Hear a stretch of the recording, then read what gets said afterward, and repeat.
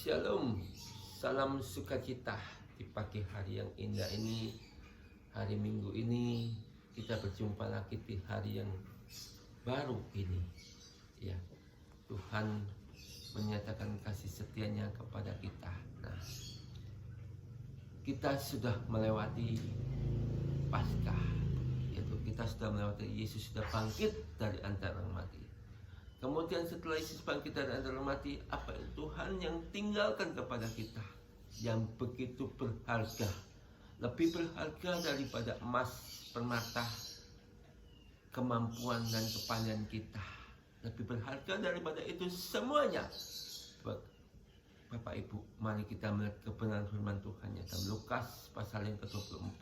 Saya bacakan mulai ayat yang ke-21. Padahal kami dahulu mengharapkan bahwa Dia yang datang untuk membebaskan bangsa Israel. Tetapi sementara itu lewat 3 hari sejak semua itu terjadi. Tetapi beberapa perempuan dari kalangan kami pergi mengejutkan kami. Pagi-pagi buta mereka pergi ke kuburnya dan tidak menemukan mayatnya. Lalu mereka datang dengan berita bahwa mereka kelihatan kepada mereka malaikat dan mengatakan bahwa ia hidup. Dan beberapa teman kami telah pergi ke kubur itu dan mendapati bahwa mereka benar yang dikatakan perempuan-perempuan itu, tetapi ia tidak melihat mereka. Lalu ia berkata kepada mereka, "Hai kamu orang bodoh, betapa lamanya hatimu sehingga kamu tidak percaya segala sesuatu yang telah dikatakan para nabi. Bukankah Mesias harus menderita semuanya itu untuk masuk ke dalam kemuliaannya?" Lalu ia menjelaskan kepada mereka apa yang tertulis tentang Dia dalam seluruh kitab, mulai daripada kitab Musa dan kitab para nabi. Nah, Bapak Ibu, sampai di sini kita perlu mengerti bahwa Mesias dikatakan itu menderita di bawah pemerintahan Pontius Pilatus. Nah, manusia mengharapkan sesuatu yang berbeda seperti apa yang Tuhan kerjakan. Nah, contohnya di sini, mengharapkan dibebaskan, bangsanya dibebaskan daripada penjajahan. Nah, kita pun seringkali mengharapkan, dan apa yang kita harapkan itu kita andalkan, mengatakan kita pasti bisa mendapatkan, kita pasti mampu mendapatkan, dan kita harus mendapatkan, dan harus mendapatkan, saya tekankan itu. Nah, ya. Maka itu Tuhan berkatakan, betapa bodohnya kamu dan lambannya hatimu. Hati, karena mengharapkan itu sesuatu yang dari hati, yang kita yakin bahwa kita bisa mendapatkan. Seperti Yeremia 17 ayat 5 dan selanjutnya dikatakan, nah, terkutuklah orang yang mengandalkan kekuatannya sendiri. Kita seringkali ngotot, kita mengandalkan kemampuan kita sendiri, kekuatan kita sendiri. Kita mengandalkan apa yang sudah kita dapatkan. Kita mengandalkan apa yang ada di pikiran dan hati kita. Terutama kita mengandalkan hati kita untuk ingin mendapatkan segala sesuatu. Dan kita minta kepada Tuhan. Dan kita yakin untuk bisa mendapatkan itu, Bapak Ibu. Dan Tuhan berkata, kamu bodoh, kamu jadi lamban hatimu. Karena apa yang kita minta, apa yang kita harapkan, itu berbeda dengan rencana Tuhan dan rancangan Tuhan dan kehendak Tuhan. Karena kehendak Tuhan itu lebih berharga daripada sebuah pembebasan. Kita renungkan.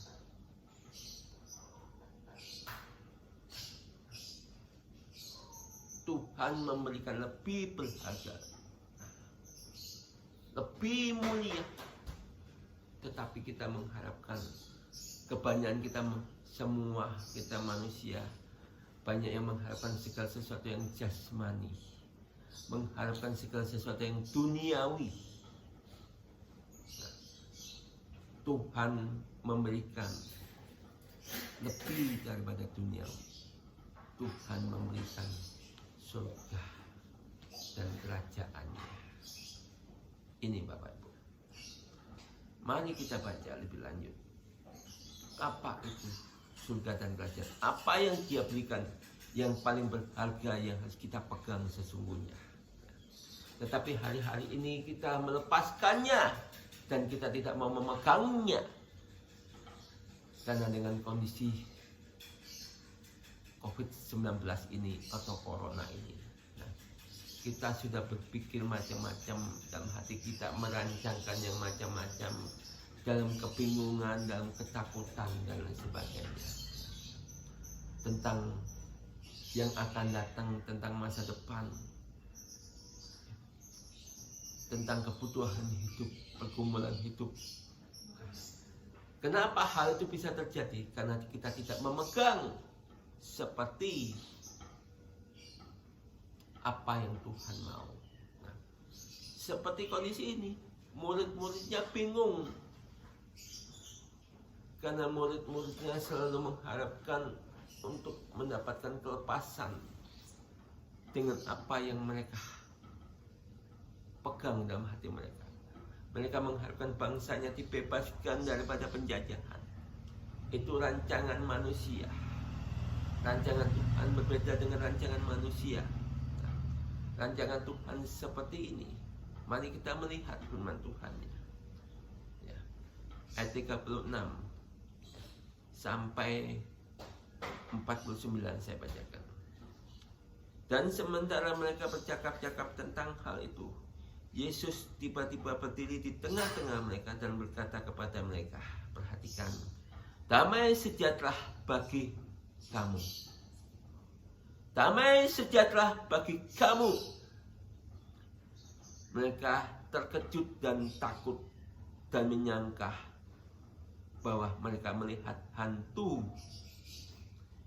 Akan tetapi Ia berkata kepada mereka, mengapa kamu terkejut? Dan apa sebabnya timbul keraguan-raguan di dalam hati kamu? Lihatlah tanganku dan kakiku, aku sendiri ini. Rabalah aku dan lihatlah, karena hantu tidak ada daging dan tulangnya, seperti yang kamu lihat ada padaku. Sambil berkata demikian, Ia memperlihatkan tangan dan kakinya kepada mereka. Dan ketika mereka belum percaya karena girangnya dan masih heran, berkata Ia kepada mereka, adakah padamu makanan di sini? Lalu mereka memberikan kepadanya sepotong ikan goreng. Ia mengambilnya dan memakannya di depan mata mereka. Ia berkata kepada mereka, inilah perkataanku yang kukatakan kepadamu ketika aku masih bersama-sama dengan kamu, yakni bahwa harus digenapi semua yang tertulis dalam kitab tentang aku, dalam kitab Taurat Musa dan kitab nabi-nabi dan kitab Mazmur. Lalu ia mulai berpikir, lalu ia mulai membuka pikiran mereka sehingga mereka mengerti kitab suci. Katanya kepada mereka, ada tertulis demikian, Mesias harus menderita dan bangkit dari antara orang mati, seperti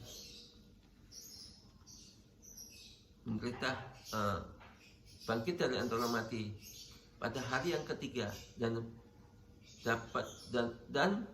dalam namanya berita tentang pertobatan dan pengampunan dosa harus disampaikan kepada segala bangsa mulai dari Yerusalem. Kamu adalah saksi-saksiku dan dari semua ini, dan aku akan mengirim kepada kamu apa yang dijanjikan Bapa, tetapi kamu harus tinggal di dalam kota ini sampai kamu diperlengkapi dengan kuasa dan dari tempat ini. Artinya Bapak Ibu, jelas Yesus meninggalkan bagi kita damai sejahtera. Damai sejahtera itu lebih berharga daripada apapun di dunia ini. Tetapi seringkali kita mengejar yang sia-sia.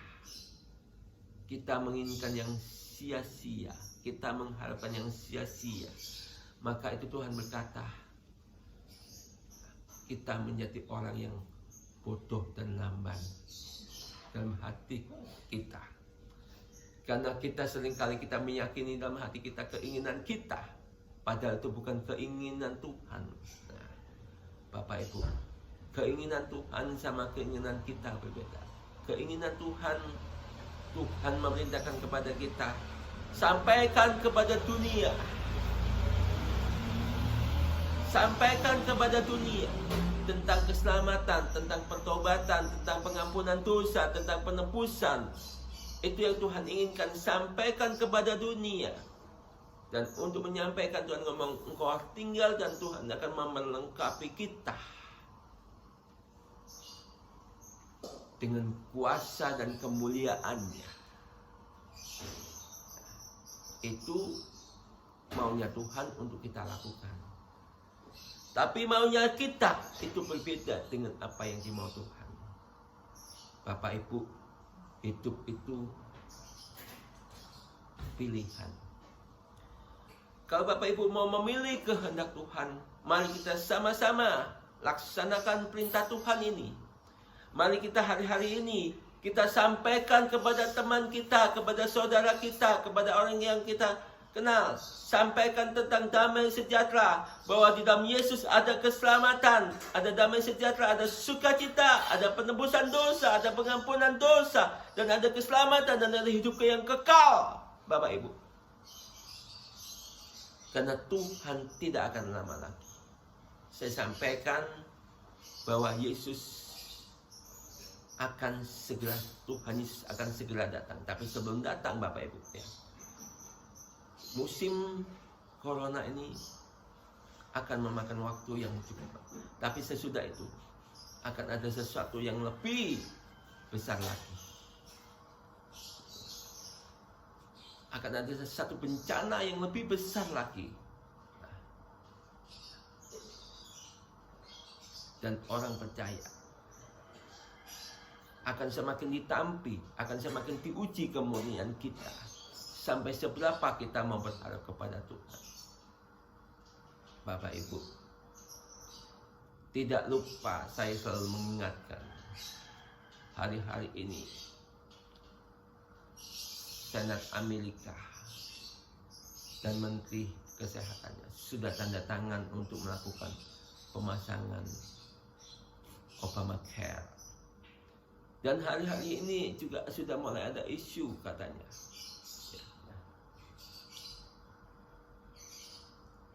Bencana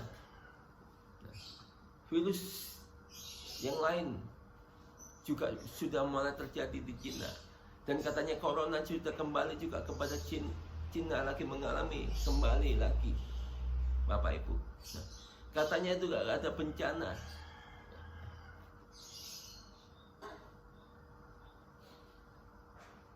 Angin puting beliung di Cina, Bapak Ibu. Ketika Tuhan sudah mulai bergerak untuk menyatakan kemuliaannya, Bapak Ibu, kita perlu menyadari hari-hari ini bukan hari-hari untuk main-main untuk mengenal Tuhan. Tuhan ingin kita mengenal Dia sungguh-sungguh. Dengan apa? Percaya dengan damai sejahteranya yang ditinggalkan bagi kita. Dan kita ikuti kemauannya, sampaikan kabar baik itu, bahwa di dalam Tuhan ada damai sejahtera, ada keselamatan, ada pertobatan, ada pengampunan dosa. Itu yang Tuhan berikan kepada umat manusia. Tuhan tidak mengatakan bukan berarti tidak ada bencana. Bukan berarti tidak ada sampah.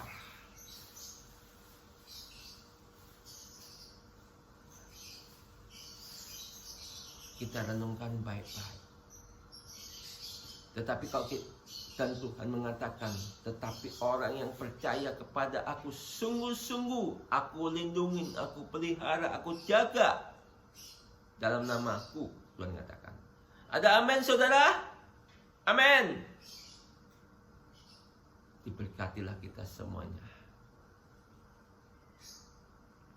Kita mengucap syukur kepada Dia.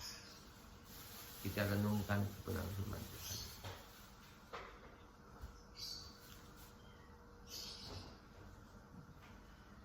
Kita renungkan kebenarannya.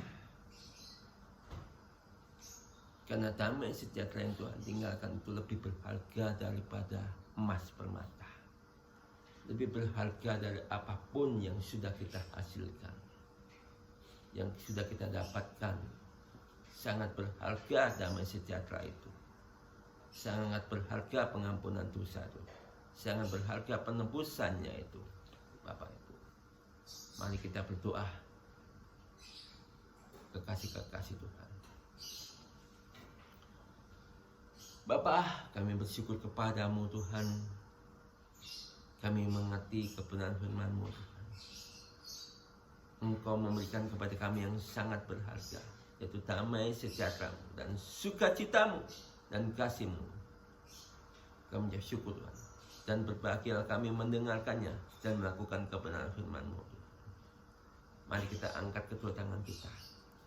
Bapak Ibu, terimalah berkat Bapa Surgawi. Di dalam cintanya Tuhan Yesus Kristus dan kuasa Roh Kudus yang memberkati kita mulai hari ini sampai Maranatha. Amin. Tuhan Yesus memberkatinya.